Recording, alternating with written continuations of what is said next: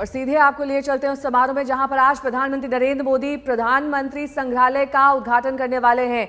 ये संग्रहालय दरअसल उन पूर्व प्रधानमंत्रियों के बारे में जो स्मृतियां हैं उनको ध्यान में रखकर बनाया गया है। अब तक जितने प्रधानमंत्री भारत ने देखे हैं उन सब के विषय में इस संग्रहालय में जानकारी दी गई है। हालांकि संविधान को लेकर भी संग्रहालय में माना जा रहा है कि एक विशेष कॉर्नर बनाया गया है जहां पर संविधान के बारे में, इसका निर्माण कैसे हुआ। प्रधानमंत्री देखिए इस बीच इसी संग्रहालय पहुंच गए हैं। ये एक ड्रीम प्रोजेक्ट माना जा रहा है प्रधानमंत्री का, जिसको लेकर लंबे वक्त से प्रक्रिया चल रही थी। आज ये पूर्ण हो चुका है और इसका उद्घाटन करने के लिए प्रधानमंत्री पहुंच चुके हैं। देश के पहले प्रधानमंत्री जवाहरलाल नेहरू से लेकर पीएम मोदी तक अभी तक जितने भी प्रधानमंत्री बने, इस म्यूजियम के जरिए उनके योगदानों के बारे में बताया जाएगा। म्यूजियम को बनने में करीब 4 साल लगे। बताया जाता है कि इसे बनाने में करीब 271 करोड़ रुपए का खर्च आया है। दिल्ली में बने पीएम म्यूजियम का उद्घाटन अमृत महोत्सव समारोह के दौरान किया जा रहा है और प्रधानमंत्री नरेंद्र मोदी इस खास मौके पर वहां पर पहुंच चुके हैं। तस्वीरें आपको वहां से हम सीधी दिखा रहे हैं। ये दरअसल 3 मूर्ति भवन है जहां पर स्मृतियां अभी भी पंडित जवाहरलाल नेहरू की मौजूद हैं मलिका, और इसी को और भव्य तरीके से और बेहतर तरीके से यहां पर इस संग्रहालय का निर्माण किया गया है। सभी 14 प्रधानमंत्रियों के योगदान को यहां पर सहेजा गया है। पंडित जवाहरलाल नेहरू से लेकर प्रधानमंत्री नरेंद्र मोदी तक यहाँ पर सभी के जीवन दर्शन करने को मिल सकते हैं, जिसमें इंदिरा गांधी, अटल बिहारी वाजपेयी, IK गुजराल और कई प्रधानमंत्री जो अब तक देश ने देखे हैं। इस पूरे संग्रहालय को 2018 में मंजूरी मिली और 4 साल में ये बनकर तैयार हुआ। नेहरू म्यूजियम में 10,000 वर्ग मीटर में ये बना है। पहले से ही जो नेहरू म्यूजियम मौजूद था उसमें आपने देखा होगा कि कैसे जो गांधी परिवार है, जो नेहरू परिवार है, उनकी स्मृतियां मौजूद थी, लेकिन अब इस संग्रहालय में उनके अलावा भी बाकी जो 14 प्रधानमंत्री देश ने देखे हैं उनकी स्मृतियां मौजूद रहेंगी। 3 मूर्ति को अब इसी संग्रहालय से पहचान मिलेगी। इस संग्रहालय का उद्घाटन प्रधानमंत्री के हाथों किया जाएगा और 4 साल का लंबा वक्त इसे बनाने में लगा है। बिल्कुल, तो प्रधानमंत्री संग्रहालय दरअसल नेहरू म्यूजियम का ही नया रूप है।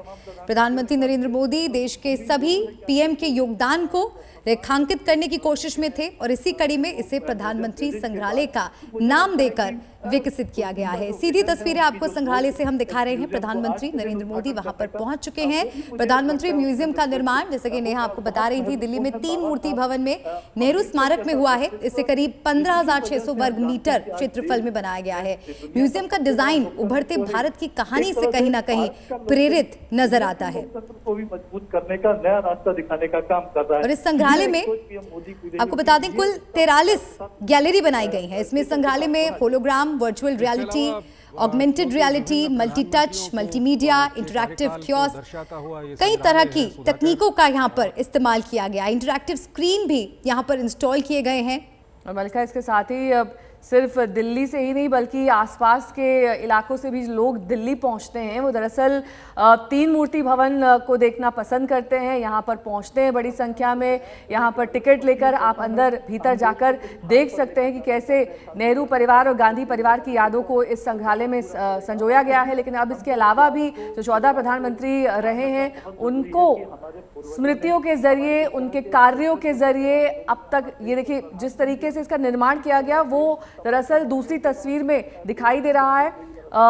ये टाइम मशीन भी वहां पर बनाई गई है। अलग अलग कक्ष जैसा कि आप बता रही थी वहां पर बनाए गए हैं। इसके अलावा दूसरी तस्वीर में आप इस पूरे प्रोजेक्ट का एक स्मॉल वर्जन, एक स्मॉल मॉडल भी देख सकती हैं।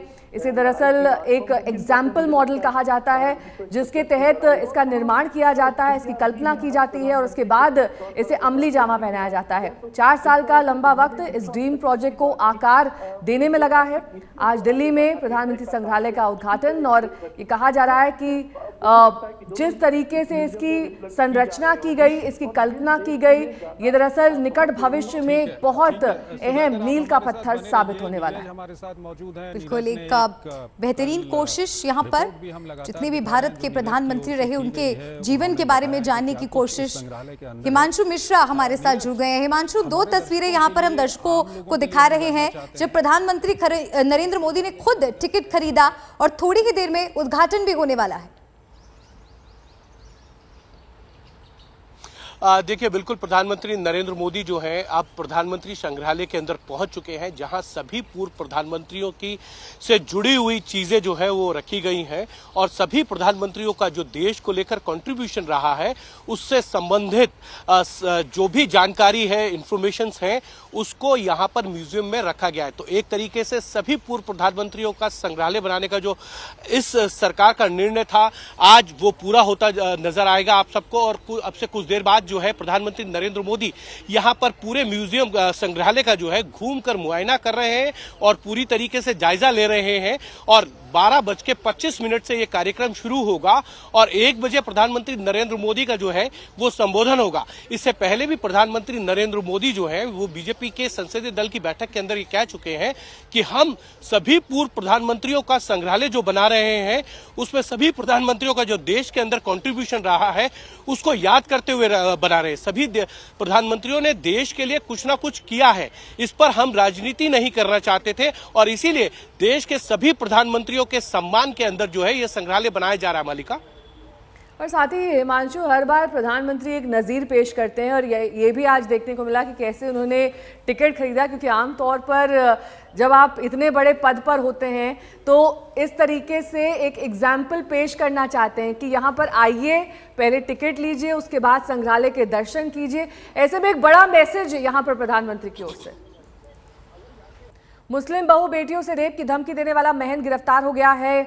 बजरंग मुनि को लखनऊ पुलिस ने सीतापुर से गिरफ्तार किया, लेकिन हैरान करने वाली बात यह है कि बजरंग मुनि जैसे धर्म के ठेकेदारों को गिरफ्तार करने में यूपी पुलिस को 11 दिन का वक्त लग गया। कोई एक हिंदू लड़की तुमने छेड़ी तो मैं खुलेआम तुम्हारे घर से तुम्हारी बहू बेटियों को उठा के लाके। ये वो महंत है जो जहर उगलता है, जो नफरती बयान देता है,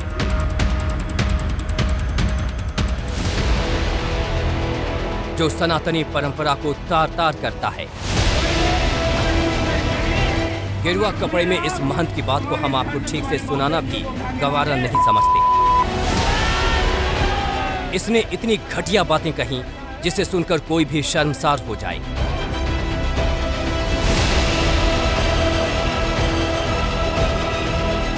इसकी जुबान पर महिलाओं के लिए ना कोई इज्जत है और ना ही किसी दूसरे धर्म के लिए सम्मान।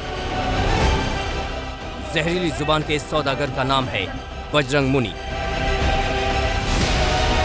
जिसने एक धर्म विशेष की महिलाओं को रेप की धमकी तक दे डाली। मैं बहुत प्यार से तुमको समझा दे रहा हूँ, अगर इस भारत में कोई एक हिंदू लड़की तुमने छेड़ी तो मैं खुलेआम तुम्हारे घर से तुम्हारी बहू बेटियों को उठा के लाके। धर्म के इस ठेकेदार बजरंग मुनि का वायरल वीडियो वैसे तो 2 अप्रैल का है, लेकिन यूपी पुलिस का एक्शन 13 अप्रैल को हुआ। यानी गिरफ्तारी में यूपी पुलिस को 11 दिन लग गए। गिरफ्तारी के बाद बजरंग मुनि के होश फाख्ता हो गए, सारी हेकड़ी निकल गई। हालांकि इसकी भनक उसे पहले ही लग गई थी, इसलिए बजरंग मुनि ने 8 अप्रैल को ही अपना गुनाह मानते हुए क्षमा मांगने लगा। पूरी तरह इसको तोड़ मरोड़ कर प्रस्तुत किया जा रहा है, पूरी वीडियो को तोड़ मरोड़ कर प्रस्तुत किया जा रहा है। ये जांच का विषय है। मैं एक महंत हूँ, कोई भगौड़ा नहीं हूँ, मैं वही हूँ। और जो है, जो भी संवैधानिक रूप से जो भी सज़ा होगी मैं उसको भुगतने के लिए तैयार हूँ। अगर मेरी बात से किसी की आस्था को या किसी को ठेस पहुँचा है तो मैं उससे क्षमा मांगता हूँ। और नारी का हमारे समाज में, हिंदू समाज में पूजा की जाती है, नारी के हम लोग सम्मान करते हैं। हमारी माताओं बहनें जब कलश यात्रा में जा रही थी तो सब उनको घेर लिया गया था और उनके साथ जो है छेड़खानियाँ और अभद्रता की जाने लगी। अगर मैं थोड़ा सा भी वहाँ मतलब आक्रोशित नहीं होता, थोड़ा सा भी आक्रोशित नहीं होता तो हम लोग वहाँ बच नहीं पाते। क्षमा मांगता हूँ, अगर मेरी जो है बात से किसी को ठेस पहुँचा है तो उसके लिए मैं क्षमा मांगता हूँ। दरअसल सीतापुर के खैराबाद कस्बे के महर्षि श्री लक्ष्मण दास उदासीन आश्रम के महंत बजरंग मुनि 9 संवत्सर के मौके पर जुलूस के लिए निकला था। वो खुद गाड़ी में बैठा था और उसके समर्थक सड़कों पर थे। जब ये जुलूस खैराबाद की मस्जिद के करीब पहुंचा तो बजरंग मुनि ने माइक थाम लिया और फिर जहर उगलने लगा। मैं बहुत प्यार से तुमको समझा दे रहा हूं, अगर इस कारोबार में कोई एक हिंदू लड़की तुमने छेड़ी तो मैं खुलेआम तुम्हारे घर से तुम्हारी बहू बेटियों को उठा के लाके। महंत घटिया बातें कर रहा था और इसके समर्थक तालियां पीट रहे थे, लेकिन वीडियो वायरल होते ही हड़कंप मच गया। मुस्लिम समुदाय की महिलाओं ने प्रदर्शन किया। राष्ट्रीय महिला आयोग को यूपी डीजीपी को चिट्ठी तक लिखनी पड़ गई। मुझे लगता है ऐसे लोगों को अरेस्ट करना ज़रूरी है और इनको एक एग्जाम्पल बनाना ज़रूरी है, क्योंकि ये समाज में गंदगी फैला रहे हैं और अपने सो कॉल्ड गॉडमैन होने का फ़ायदा उठा रहे हैं। ये सिर्फ खुद ही नहीं कह रहे, बाकी लोगों को भी भड़का रहे हैं, इसलिए इनके ऊपर ज़्यादा जिम्मेवारी है और इनके ऊपर एक्शन भी उतना ही सख्त होना चाहिए। अब ऐसे में यूपी पुलिस पर कई सवाल उठते हैं। 2 अप्रैल को बजरंग मुनि ने हेट स्पीच दिया, लेकिन 7 अप्रैल तक सीतापुर पुलिस ने किसका इंतजार किया? आखिर सीतापुर पुलिस ने 7 अप्रैल को जाकर क्यों कार्रवाई करने का ट्वीट किया? आखिर क्या वजह थी कि बजरंग मुनि के खिलाफ एफआईआर दर्ज करने में सीतापुर पुलिस को 24 घंटे लग गए, यानी 8 अप्रैल को जाकर एफआईआर दर्ज हो सकी। एफआईआर दर्ज होने के बाद भी बजरंग मुनि को गिरफ्तार करने में और 5 दिन क्यों लग गए?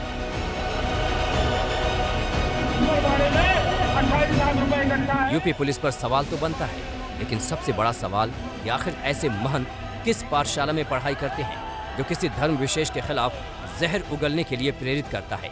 आखिर वो कौन सा अक्षर है जिससे सीखकर ये इतना नफरत किसी धर्म विशेष की महिलाओं के लिए लाते हैं? आखिर वो कौन सी ताकत है जिसकी वजह से ऐसे महंत के हौसले बुलंद होते हैं? दिल्ली से अमित भारद्वाज, सीतापुर से अरविंद शर्मा के साथ कुमार अभिषेक, लखनऊ, आज तक। यूक्रेन का युद्ध जैसे अंतहीन होता जा रहा है। 50 दिन बाद भी ना तो रूस का आक्रमण धीमा पड़ा है और ना ही यूक्रेन का हौसला कम हुआ है। 50 दिन बाद यूक्रेन के तमाम शहरों में पुतिन आर्मी की तबाही वाला ऑपरेशन जारी है। आज हमारे पास एक ऐसा वीडियो आया है जिसमें टैंकों और बख्तरबंद वाहनों की भीषण बर्बादी दिख रही है। तो हम आपको बूचा के उस कब्रिस्तान में ले चलते हैं जहां टैंक्स का पूरा जखीरा दफन है। जब 2 सेनाएं टकराती हैं तो धधकती है आग। जब 2 सेनाओं का आमना सामना होता है तो होती है तबाही और बरसती है बर्बादी। 50 दिन बाद यूक्रेन पूरी तरह बर्बाद हो चुका है। रूस ने इस खुशहाल मुल्क को मटियामेट कर दिया है।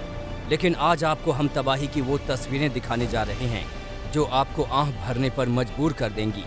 आज हम आपको ले चलेंगे टैंकों के उस कब्रिस्तान में जहां आप झकझोर देने वाली युद्ध की विनाश लीला देखेंगे। तस्वीर नंबर 1, तस्वीर नंबर 2, तस्वीर नंबर 3, तस्वीर नंबर 4, तस्वीर नंबर 5, तस्वीर नंबर 6, तस्वीर नंबर 7, तस्वीर नंबर 8, तस्वीर नंबर 9, तस्वीर नंबर 10।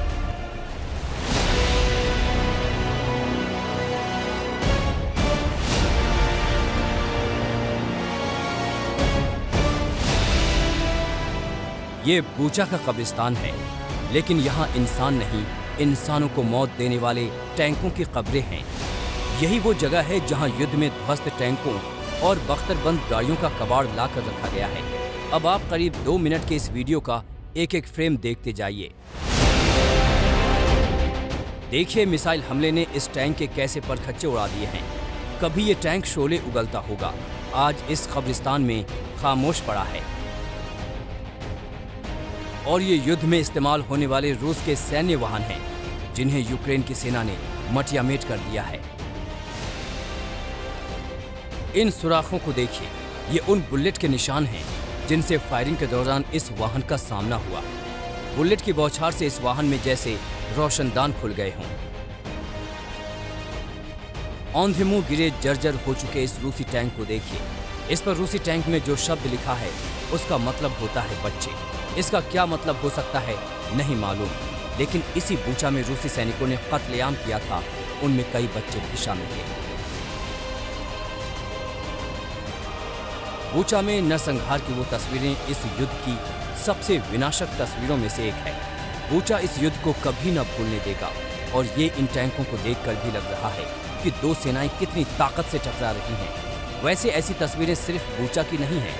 हमारे संवाददाता यूक्रेन के जिस शहर में जाते हैं वहां बर्बादी की ऐसी मिसाल देखी जाती है। जिस ट्रक पे हम खड़े हैं ये रशियन ओराल मिलिट्री ट्रक है जो क्रूज मिसाइल्स लेके जा रहा था। जी हाँ, दक्षिण छोर में मिकोलाइव के बाहरी इलाके में लगातार घमासान लड़ाई चल रही है और आइए आपको दिखाते हैं इस ट्रक की तस्वीर। पूरी तस्वीर देखिए किस तरह से इसको एयर रेड्स के जरिए इसको बॉम्ब किया गया है। बोनेट खुला है, पूरी तरह से ये जला हुआ है और अस्त व्यस्त ध्वस्त। यही तस्वीर है इस मिलिट्री क्रूज मिसाइल ट्रक की जो कि क्रूज मिसाइल्स लेके जा रहा था। लगातार यहाँ पे क्रूज मिसाइल्स के जरिए तबाही मचाई जा रही थी और आप देखिए यहाँ पे जो तस्वीर आपको नजर आएगी कुछ इस तरह से इसके हिस्से टूटे पड़े हुए हैं। पुतिन तो जैसे आमादा हैं यूक्रेन को मिट्टी में मिला देने पर।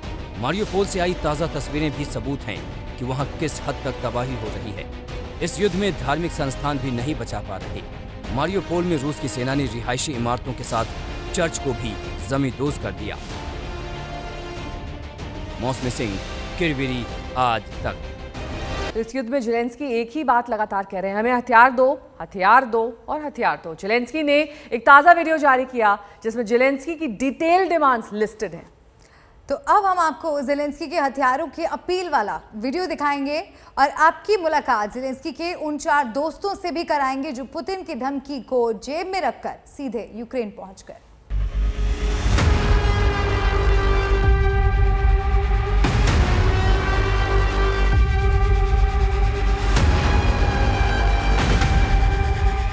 पुतिन का प्रण, जेलेंस्की पर सीधा एक्शन। जेलेंस्की की सौगंध, हार नहीं मानेंगे, लड़ेंगे हम।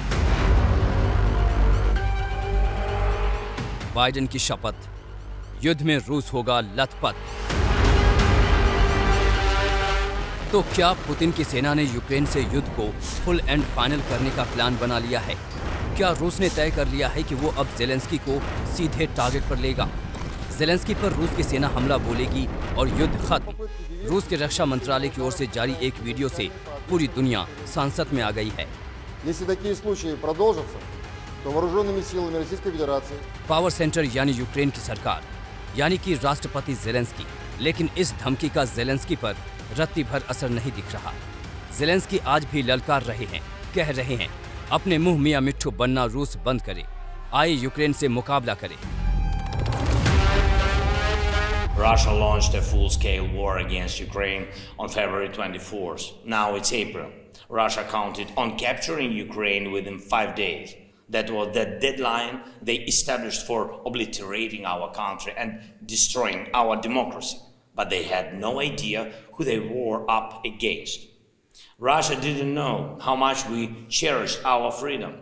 We've been defending ourselves against Russia much longer than they invaders planned.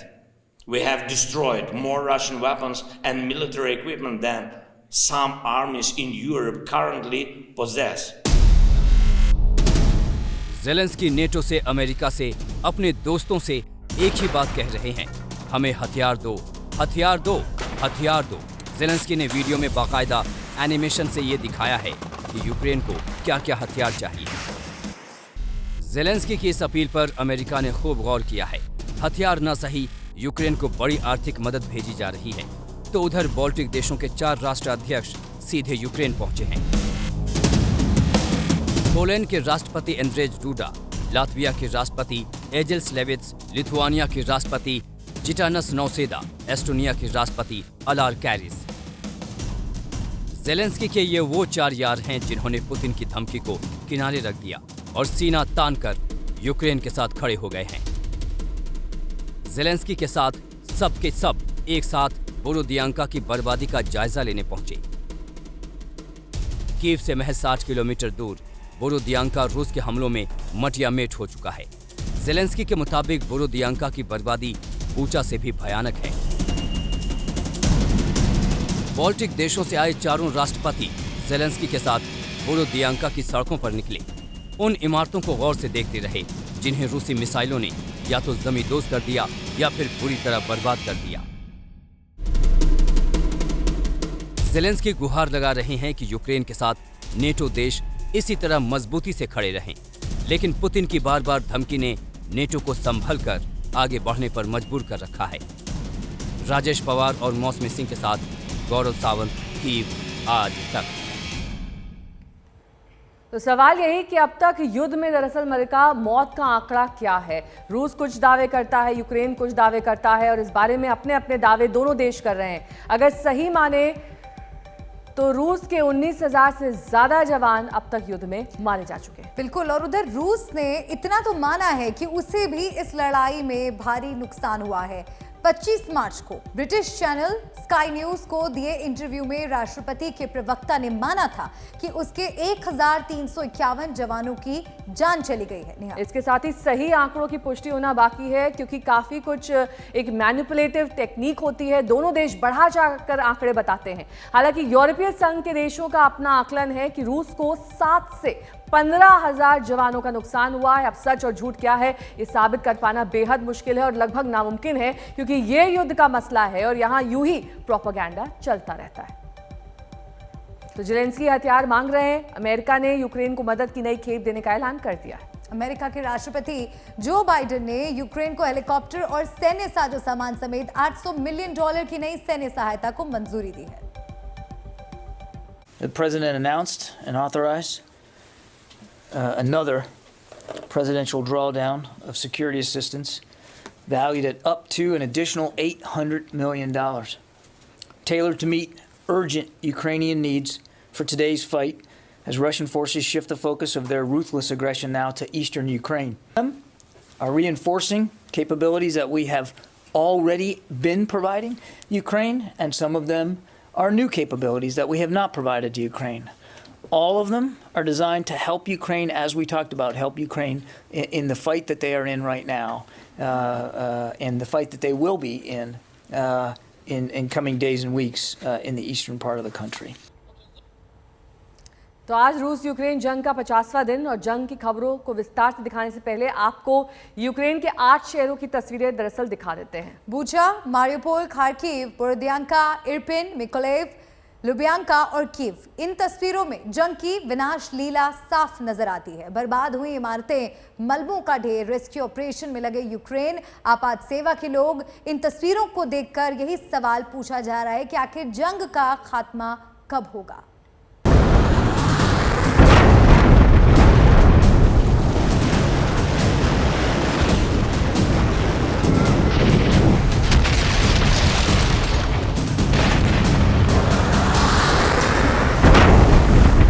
Missile से अटैक,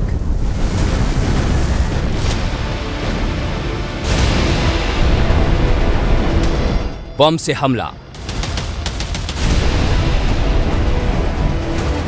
केमिकल हथियारों से हमला। यूक्रेन में तबाही और बर्बादी के 49 दिन बीत गए और जंग आज 50वें दिन में प्रवेश कर गया है। रूसी रक्षा मंत्रालय की तरफ से जारी इस वीडियो को देखिए। रूसी सेना समंदर से मिसाइल दागकर यूक्रेन के हथियार डिपो और एयरक्राफ्ट हैंगर को निशाना बना रही है।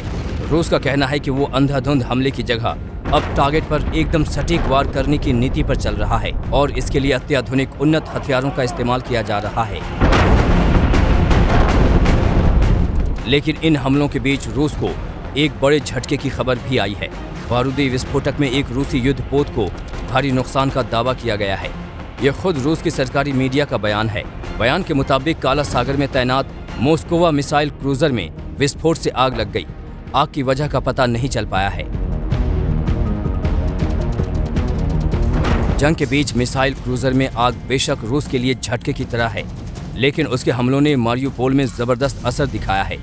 रूसी रक्षा मंत्रालय के मुताबिक बुधवार को यूक्रेन की 36वीं मरीन ब्रिगेड के 1026 जवानों ने सरेंडर कर दिया, जिसमें 162 अफसर शामिल हैं। ये तस्वीर यूक्रेनी सैनिकों के सरेंडर की बताई जाती है, जिसे रूसी टेलीविजन ने जारी किया है। रूस का दावा है कि उसने मारियोपोल के पोर्ट पर कब्जा कर लिया है।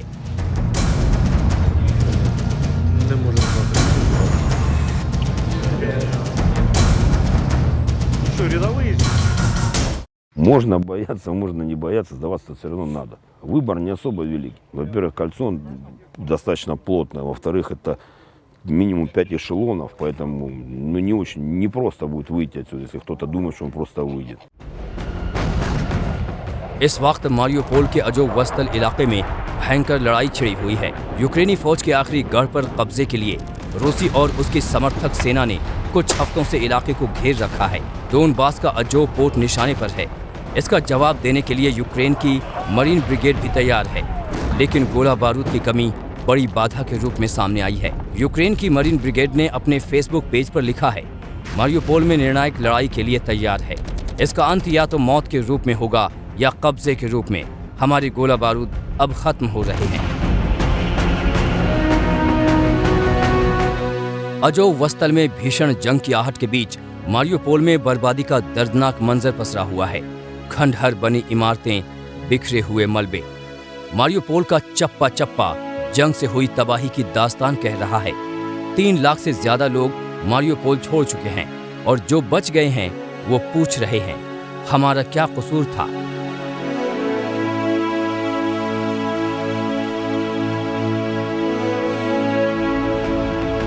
रूसी शासक अलेक्जेंडर III की पत्नी मारिया फ्योदोरोवना के नाम पर बसा मारियोपोल शहर अजोव सागर के पास सबसे बड़ा यूक्रेनी शहर है। ये शहर काला सागर को कर्च स्ट्रेट से जोड़ता है। रूस और यूक्रेन दोनों के लिए ये सामरिक महत्व का शहर है, लिहाजा जंग की सबसे बड़ी आग यहीं लगी हुई है। आज तक ब्यूरो।